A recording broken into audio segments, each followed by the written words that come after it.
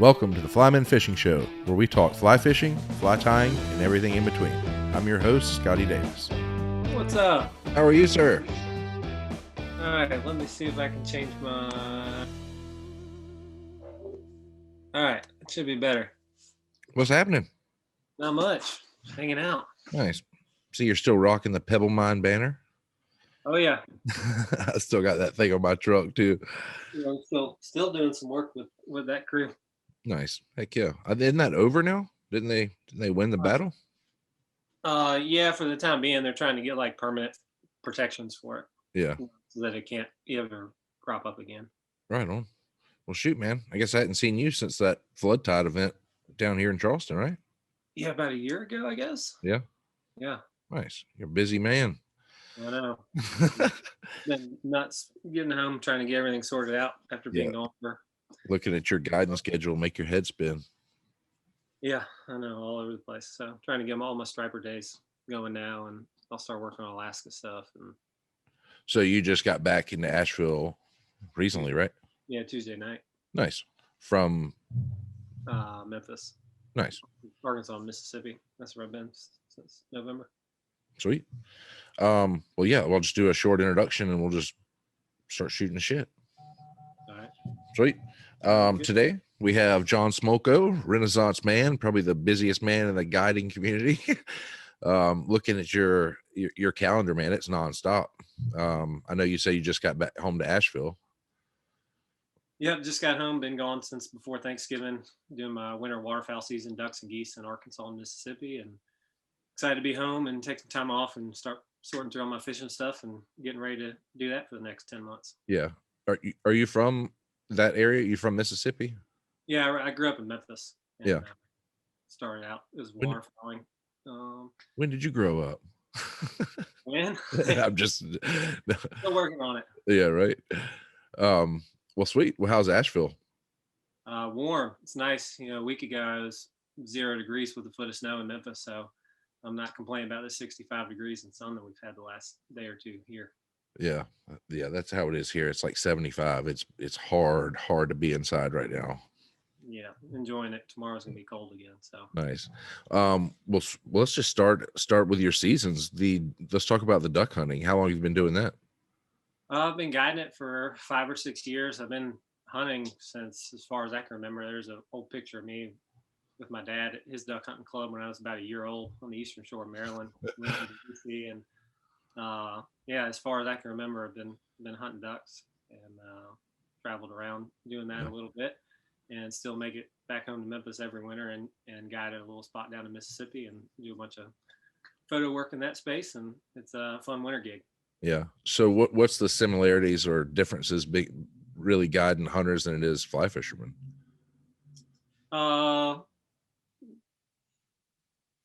Sometimes it's hard to get people up in the morning, especially running the lodge. We're getting up sometimes at 4 o'clock in the morning and doing stuff that way. It's a lot more difficult than trying to meet somebody at the boat ramp at 7 or whenever that way. But still got to be organized. You're dealing with a lot of times 6 clients as opposed to 2 clients or 3 clients, and so if you're not organized, you can kind of double book or get your days mixed up pretty easily. Yeah. And dogs, you're in charge of the dogs too? I don't run all the dogs. Unfortunately, my travel schedule doesn't permit me to have one. It just wouldn't be fair to the dog. I'd have to board him up all the time and wouldn't get to run around and take him with you. Yeah, thought about it. Yeah. So you leave the waterfowl gig and then you start muskie guiding, right? Yeah, I'll run some trips here in Asheville, do a bunch of muskie fishing in February and March. Do a couple things here, and then really it's kind of my downtime in the year. March is April, it starts kicking back up. I'll go down to eastern North Carolina, start doing stripers, and then head up to Alaska after that. Yeah. So the stripers, we were talking about that the other day when I called you. That's around the Weldon area, the famous Roanoke River Run. Yeah, eastern North Carolina. Is that as big a shit show as I picture it being? Some days, yeah. Some days there'll be 250 boats on a 2 or 3 mile stretch of river, but everybody catching fish usually. Numbers are down this year. We had a big flood a couple years ago and didn't have a good spawn class, so been talking to some guys down there, and it'll be interesting to see what happens. I think there'll probably be some bigger fish caught this year, but the numbers might not quite be um, what most people expect. Yeah. Is that something where the state will kind of manage it and turn it into catch and release, or is it kind of wide open for? Well, it's always been April is keeper season, and then May is catch and release. This year they knocked the keeper season down to just a week. Okay. But there's a lot of talk right now about what they should do to bring back the fishery, as far as supplemental stocking, or just reducing the creel limit. Or there's a lot of talk on what needs to go. Yeah. But there's a lot of people invested in it, and a lot of factors kind of at play. So it'll be interesting to see what they end up deciding to do down there. Nice. And what kind of boat are you guiding out of for that? So I run a low 1648 jet boat, same boat I musky fish out of. Custom built it pretty much myself. My neighbor's got a metal shop 4 doors down, so I'll just wheel it in there and do whatever. Nice. And, it's been a good boat for the past so many years that I've had it. Heck yeah. And you take 2 or 3 anglers on that? Yeah, I'll take 2 to 3, especially when we have high water down there. Real rocky shelves up above, so it's easy to kind of jet around and get to some spots that nobody else can really fish. Yeah. It's nice to get away from the crowds when it's busy down there. Yeah. So are you completely booked up for the striper season? Working on it. I haven't even really reached out to anybody, and people are calling me, and calendars filling up fast without having to do any work. So that's, as much as you can hope for as a guide. Heck yeah. I'm going to talk to my warden and see if I could bring my kid up there. That'd be perfect. Is it daylight only? Can you fish at night? Yeah, they'll spawn throughout the night. You can fish, but usually your best times are right at daybreak and right at dusk down there. I know when the shad are running here for a couple of years, I got like totally addicted to our shad run. And I talked to a rental service in the lake about renting a houseboat, but I didn't quite tell them that I was going to take it down through the locks and back into the Cooper River.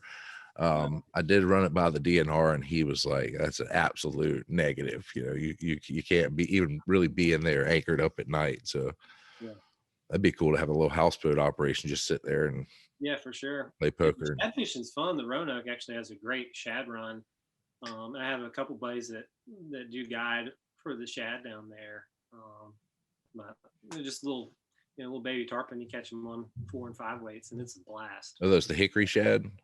Yeah, hickory shad, and there's some Americans down there too. Nice. So that's going on probably now. Yeah, it's starting to kick up now. Really, end of March, early April is when the shad fishing's really going off down there.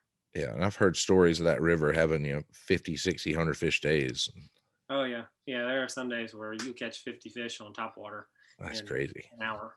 It's as many as you want some days. So that's crazy. Yeah, we're down there, and a lot of good group of guides from all over that kind of descend there, and we'll hang out for a couple of weeks. So it's a good chance to catch up with a bunch of friends and see folks that way. Yeah. Are your fly patterns you're using for that, are they mainly shad imitations? Yeah, a little shad, a lot of clousers, mostly jig head clousers, regular clousers, half and halves. Keep it simple. They're not particularly picky. Just about any color matched with white and white works too. It's more about finding a group of fish and getting it in front of them than it is them being very selective on what they want to eat. You'll generally obviously throw topwater when you can. Is that more of an early morning, late afternoon type game? Yeah, early morning even. Some days it just goes all day. It's pretty wild to see when all the conditions are right down there. Yeah, I grew up on Lake Murray in the Saluda striper fishing. They look like they're hitting on top, and I have never caught one on topwater. You got to be just below the surface, so that's kind of intriguing to me. Yeah, especially with those lake fish. That was one thing our friend Henry Cowan, I learned from him a long time ago, when he was talking about how they'll come up and just kind of grab it right under the surface, and it looks like they're busting top water, but it's actually their tail flipping up as they're going back down. Yeah, he's great. Have you read his new book? I have not gotten a chance to read it yet. Yeah, it's super good. I was going to take a highlighter to it and start highlighting some key passages. I was like, nah, it's just the whole thing. It's just solid gold. Yeah, he really knows it when it comes to fish. For sure. So when you're not fishing top, are you fishing super heavy lines like 300 grains, or Is it It deep just depends water? on the flow there. I mean, some days they're running 6,000, and we fished it as high as 35,000. Um, but it just depends on where they're sitting in the water column. I usually have 6 rods on the boat, 2 top water or floating lines, and then intermediates, and then full sinks. But usually it's a full sinking line, and we're just swinging them out of the boat. So are the females getting lower than the males? Yeah, they sit on the bottom. It's hard to catch those big females. We do from time to time um, catch them, and they're in there. But generally, there's just so many of those smaller fish, and they're so aggressive. Yeah. To hit it before you get a chance to get to the big ones. I guess you could throw a giant fly maybe down there. Yeah, I mean, you could start throwing musky tackle and get down. Problem is, there's so many snags on the bottom of the river that it's not worth losing all those big expensive flies. Yeah. Fish a lot of times. So when you pull up anchor there, you head to Alaska, right? Yeah, usually I'll go back real eastern North Carolina and go cobia fishing, or just have some fun for a week or two. Yeah. I'm down there at the beach with some friends. But then, I'll take off and I'll head up north and go to Alaska, and I'll be there for the summer. How long you been doing that? Ooh, this will be, well, if you didn't run last year, but if we counted last year, this would be year number 9 for me. Nice. So 2013, I've been up in Alaska. Heck yeah, that's one of those magical places, man. Once you've been, you're just like, it's something in you. You got to get back up there no matter what. Yeah, it's cheap. It's a cheap plane ticket. I don't know now, but I was always flying for under $500, where I couldn't fly to Montana for like $1,200. Yeah, it's pretty reasonable, especially with a direct flight out of Atlanta for us down here in the Southeast, to just be able to hop up there, and it's about a 7.5 hour flight. Like I said, they're usually below $500 or $600 to get up there round trip, but it's far enough away. If you're going to go, you should spend at least 2 weeks up there. Totally. CMG. Yeah. Most of your guests stay at your lodge for a week. Yep. So we're way off the grid. I work at Tikchik Narrows Lodge. It's a fly out lodge. We got 4 airplanes. We are 45-minute float plane ride from the closest road. And then from there, all the guests stay at the lodge, and then they'll send out a bunch of us to satellite camps. Little spike camps. Yeah, like a spike camp. And they'll fly guests to us every day, and we'll stay on the same river for a set amount of time, depending on how the fishing goes, and then we'll pick up and move around. We're lucky with our fishing program. We've got a lot of different accesses and rivers that we have the ability to fish, and so we don't have to necessarily fish somewhere if the fishing's bad. We'll just pick up and go to the next spot. Yeah, I mean, it's strange. Everybody has an airplane up there, it seems. My taxi driver, my first year at Anchorage, he was like, "Yeah, I have 2 airplanes." I was like, "What in the world's going on here?" At least you have to. There's no roads. Do y'all you start their season with sockeyes or rainbows? How does that work? Everything. I'll start with rainbows. A lot of mouse fishing. I'll be up kind of at the headwaters of the Nushagak River, which is pretty famous. But about the time we're getting started with that, the guys are starting to fish for kings in the lower Nushagak. And then we'll have a bunch of Arctic char and Dolly Barton and stuff at the lodge, hanging out there. And then, about a week or 2 after the kings start coming in, that's when the sockeyes will start coming in, and we'll fish for them as well. Nice. My main deal is rainbows, streamers, mice, and then obviously the infamous bead, a lot of that. And then from there, I'll typically do a lot more silver salmon fishing in the fall. Y'all have a chum run up there as well? Yep, a lot of chums. Fish all 5 species of Pacific salmon. So always kind of consider them the Rodney Dangerfield. Most people don't talk about them or anything, but man, if you want to break somebody's rod, you get up a big old chum and a 7-weight, it's broken. That's right. The way they fight, I mean, just going downstream and just bulldogging you, just making you push them all the way back up. They're a lot of fun. So how many guys will stay at like the little satellite camps? Usually 2 to 4, just depending. That could be a hell of a lot of fun when it doesn't get dark till 3 a.m.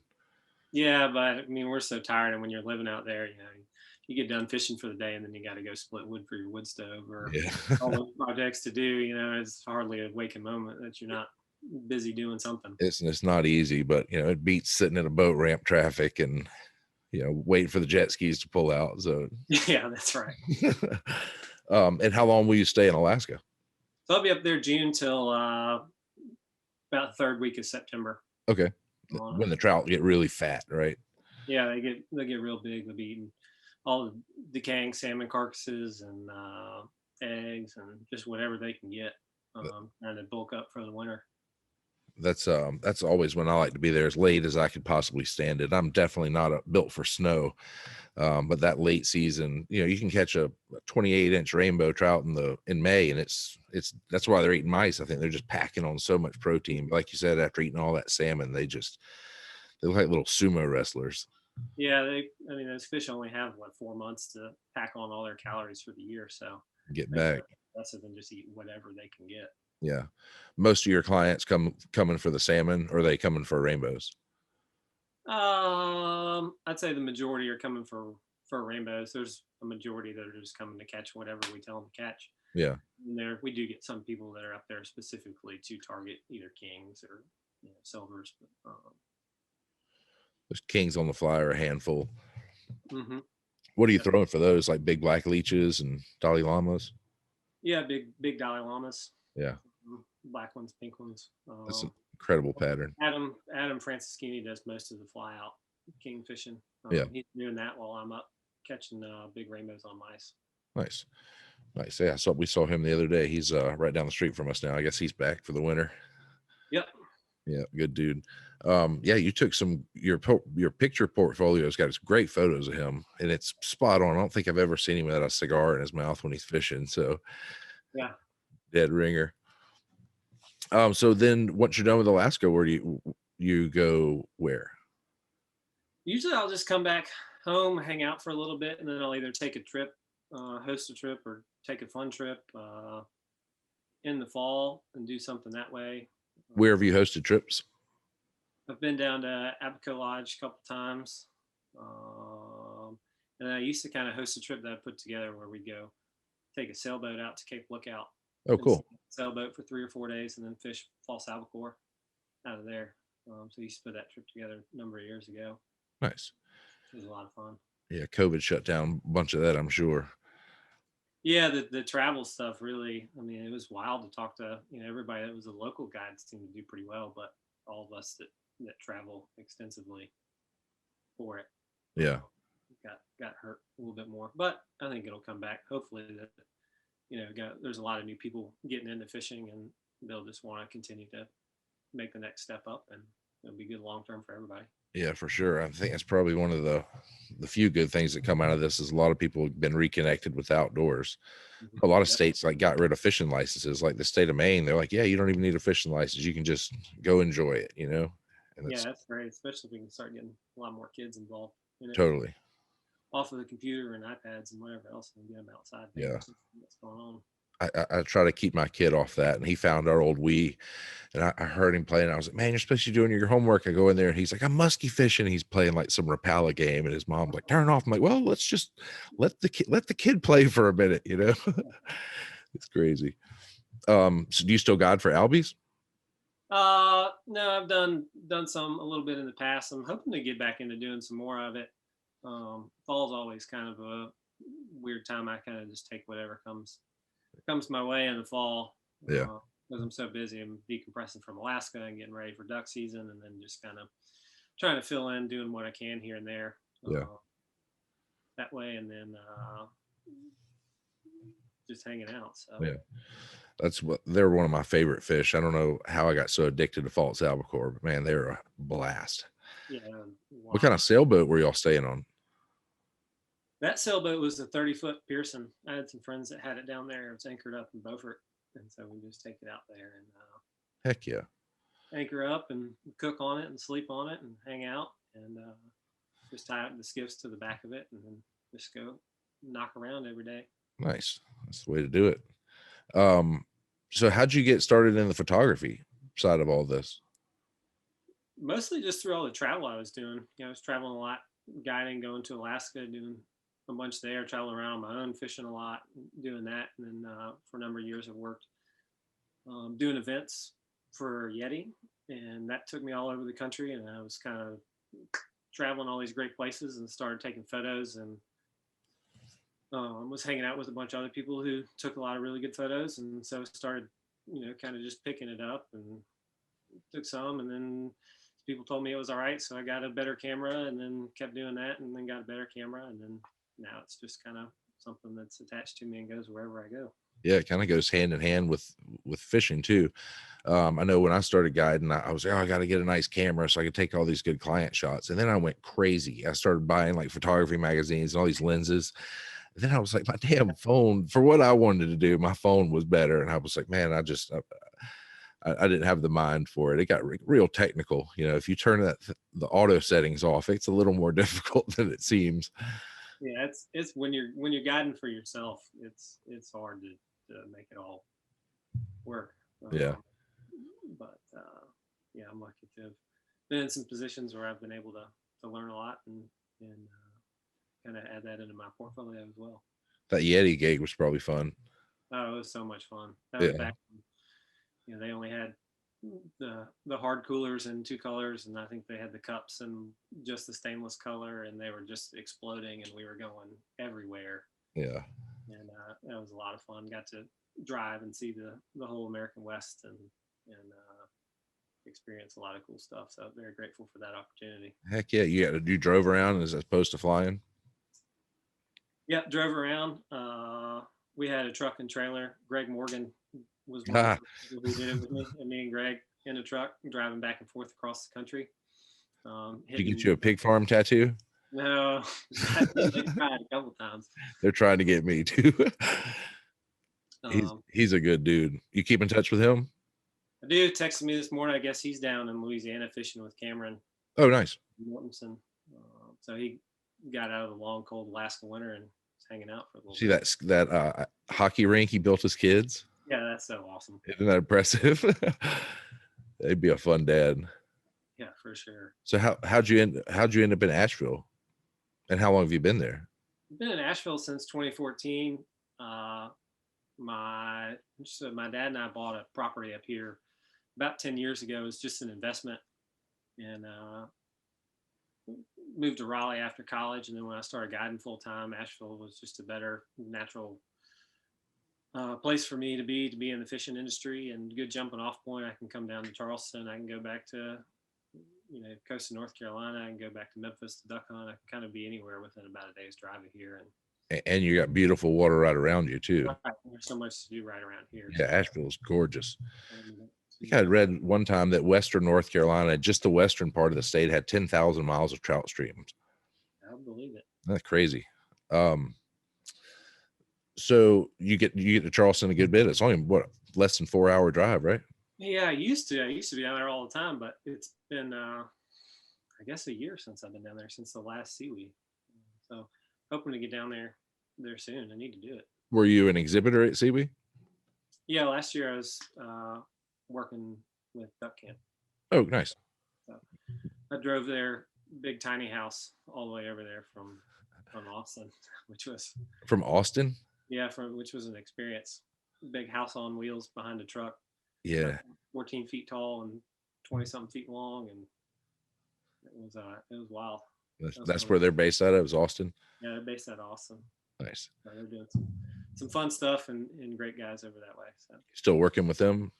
A little bit, doing some photo stuff with them, and they got some exciting stuff coming up in the next year or two that I'm kind of starting to help them out with. So yeah, I took a photographer fishing one time for a catalog, and he was so into the light. The light's got to be perfect. We were there at the right time, and I was telling him there's fish coming. There's a fish coming. He's like, no, we're not here to fish. And I got so pissed off. I was like, you put the camera down. This might be our only shot.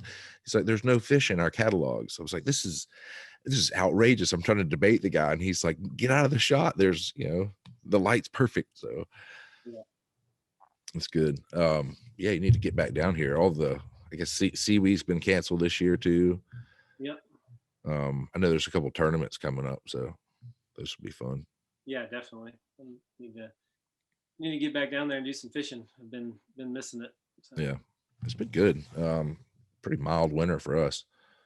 Yeah, water ever get clear? Oh yeah, it's perfect. It's still good. They're starting to hit on top water a little bit now, so it's perfect. So where do you fish around Asheville? Do you like the little streams? Like we were said, there's so much variety there. There's the muskie and lakes, little streams, big streams. What, like your day off, if you were just like, I'm gonna go kick it somewhere in the woods, what would you be doing? If I'm fishing, I'm usually either musky fishing or I'm blue lining, trying to go real high up and catch the little brookies. I really like doing that. Yeah, me too. And, a lot of miles of streams around here, but there's also a lot of people coming here to fish for those trout. So I try Yeah. and stick to places I know I can get away from the crowds and do something different. Yeah, the brookies, you can definitely do that. And yeah, if I'm not doing that, I'm either usually kayaking or rafting, doing some whitewater stuff or hiking. There's so much to do up here. Yeah. What part of Asheville are you in? South Asheville. Okay. So it's a good jumping off point. I can be downtown in 15 minutes. I can be down in Brevard at the Davidson in 20 minutes. So Yeah. right. Do you guide on the French Broad? Yep, I'll run some trips out there Yeah. every. Pretty good, good smallmouth river too, huh? Yeah, definitely. As you go kind of into the around here, it's real sand bottom, but when you start getting into places that have some rockier bottom, it's better that way. We've had so many floods here recently. Just the number of fishable days has been down, but we seem to be settling into a little more normal weather pattern, which is good. I know that river gets it pretty good. I think that was one of Grossman's favorite things to say when I'd be trying to go musky fishing. Be like, it's a dirty French Broad today. Yeah, a lot of days, especially with all the ag stuff in the valley and the runoff from that. It doesn't take much for it to lose its color. Yeah, unfortunately. But there's a lot of great, organizations around here that are working to change that because there's so many people and businesses in this area that are invested in that river. There's a lot of focus on it right now, cleaning it up. kind of like the beer scene really boomed Asheville big time before all the breweries came out there. It's still a very quaint town with its unique personality, but Mills River and Brevard, those areas that got more breweries than people now, it seems like. Yeah, just in the years that I've lived here, I've noticed a big change. And you talk to anybody that's been here longer than me, they'll tell you the same thing. It's wild. It's great. A lot of tourists coming up and hanging out and doing stuff, and it's good for a lot of my friends that are in the fishing business. People come up and do the breweries and want to get a day of fishing. So been good for a lot of people that way. Yeah. But also leads to some crowded streams and some other stuff. But yeah. It's all. You said there was organizations working on water quality on the local level, I guess. Yeah, Mountain True, National Greenworks, and a lot of local TU chapters and everybody are trying to work to repair the riparian barrier on the sides of the river, especially in the more agricultural parts of it. They're building greenways, and a lot of people use the river. When you go downtown in the middle of summer, and it's bank to bank with people on inner tubes. Yeah. It's crazy. Have you ever been to Helen, Georgia? It's like a little Bavarian town in North Georgia. It was a gem mining town, and then before the California and Alaska gold rush, everybody was in Dahlonega, Georgia, and Helen, Georgia. And then when everybody left, I guess in the early 1900s, they had to make it into a tourist town. So the whole town's Alpine, Germany. Like the Huddle House is called the Huddle Haus. The police cars are Policia, and everything's that German architecture. But the tubers in that river are incredible. I mean, it's as thick as you see more inner tube than you do water. But the benefit we found of that is the trout get so used to it that you can basically walk around and kind of see where the trout are laying. And other times of the year when there's no tubers, it's game over. You got to hide and camo. It's the only benefit of that. Yeah. That's very interesting. Yeah, the tubers, man. The only time I ever fished, well, the first time I fished Colorado, it was like that. I got somewhere on the wrong day, and it was like an inner tube hatch of college drunks coming down the river. And I was like, man, let's just go rent a damn tube, Yeah, it used to be, Dave Grossman and I used to fish a lot for smallmouth through town. And now it's just so overrun with tourists and tubers that it's just hard to even get a raft in to go do anything down there. Right. He's a lot of fun on a boat. Yeah. So, a lot of days with him. Yeah. That explains a lot. I actually used to build houses for him here when I first moved here. Oh yeah. Worked on a framing crew swinging hammers for him. Nice. I know he's still pretty busy with that. you see they just redesigned the Scoff website? That looks really good. Yeah, he's telling me, but I haven't had a chance to look at it. Yeah. So I'm excited to go do that and hopefully get a chance to catch up with him here soon now that I'm home. Yeah, heck yeah. So you said you grew up in Mississippi hunting. Did you do a lot of fishing growing up too? A little bit. In Memphis, a lot of bass fishing. My first memory was going to a pond at the one of the tractor dealerships in Memphis at a Bill Dance Junior Fishing Rodeo. I was about 4 years old, and Bill Dance was helping me catch catfish with a hot dog and some Yeah. crawfish attracted in this little little pond. But I didn't do too much fishing. Every chance we go, we'd go to Pickwick Lake or something like that and go bass fishing. But never really grabbed me that way. There's a lot of actually really good crappie fishing down in North Mississippi and some of those lakes down there. But it really wasn't until I moved up to Knoxville for school. And then when I was over at the coast in the summertime, working over there, that I started getting into the coastal fishing, and I also started getting into the mountain fishing up in Knoxville. Was that the Clinch River? Yeah, the Clinch, the Holston, the French Broad, all the lakes around there, and, Yeah. and Smoky Mountain National Park, and there's so much water to fish over there too. Yeah, a lot of variety there too. That's a gorgeous place. Mhm. Um, so when you were little, when did the fly tying start? Tying and fishing, it really wasn't until I was, like I said, when I was in Knoxville, probably 18 years old. I was interested in it and had new people that did it, but never really had a chance. So, most people fly fishing in Memphis will go over and fish the Little Red or the White in Arkansas, and we just never really made it over that way very often. And it's not something that I really had. My dad wasn't into, so it's not something I got to do a lot growing up. But when I was in Knoxville and kind of around it, I just ended up just randomly buying a fly rod one day and saying, I'm going to start learning how to do this. And then kind of went off the deep end and ended up living in a tent in Alaska a couple years later. So Dreams, man. Those are good dreams. The I guess the fly tying just came naturally for it with it. yeah, it just kind of came as just a progression. Same time. I know a lot of people get the a vice right around the same time. They get the rods.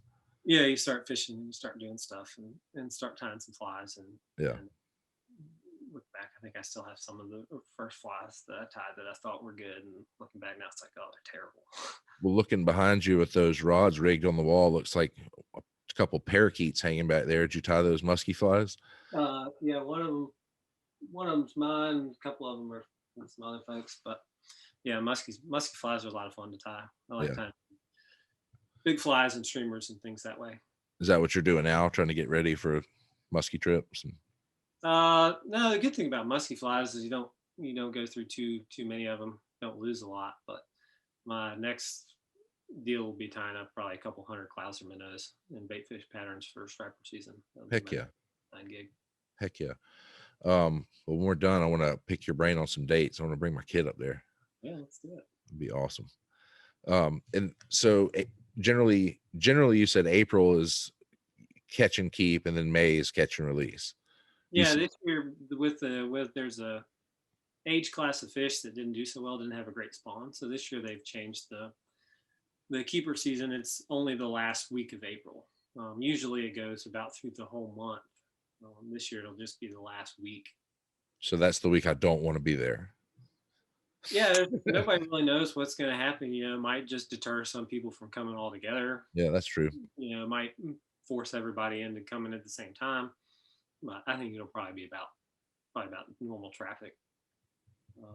But I'm usually only there for 4 or 5 days of keeper season anyways. Yeah. Most of my guys are catch and release fly, and that's May, first 2 weeks of May, really. Nice. Yeah, I'm definitely in for that. You tie all the flies for Alaska as well? All your clients' flies, or kind of tell them what to bring? We're lucky. We order it all. The lodge gets it all. Heck yeah. I mean, if you had a natural roe bead and a black and white Dalai Lama, you could probably clean up all season up there. Yeah, anything black. I remember the first couple of years I went there, I tied just a normal size woolly booger, but I put like really obnoxiously large lead eyes on it, and it was like a vacuum cleaner, just caught everything because it was bouncing hook point up right on the bottom. Oh yeah, kind of, that was before jig hooks kind of were a thing. I guess now that'd be a little easier to do. Yeah, for sure. So y'all are taking clients this year at Tick Chick? Yep, we're fully booked. Most everybody rolled over their deposits from last year, which is exciting. We normally do have limited spots or a wait list for our prime weeks up there, which is great. Can't say enough. It's a great place to work. Really enjoyed my time there. Yeah, that's awesome. And Adam's a good dude too. I guess he's going back as well. Yep, Adam's the one who actually got me hooked up over at Tick Chick. I Nice. met him. I was working in a different lodge, and we were guiding the same river, and kind of knew him through some of the events down in Charleston and up here in Asheville, kind of 10 years ago, back when we were all running around doing all that stuff, having all that fun. Yeah. And yeah, he's like, you should come up to Tick Chick. So I called him up and ended up moving up there, and it's been a great decision. Heck yeah, man. It's, like I said, a beautiful place. Gets in your soul. It really does. It's about this time of year, you get back in September, October, and you're like, whew, I'm done. Yeah. I'm not to have to go back, and then you get to this time of year and you're ready. You spend any time in Anchorage? Mm-hmm. Yeah, I do. I have quite a few friends there just from the years I've spent up there.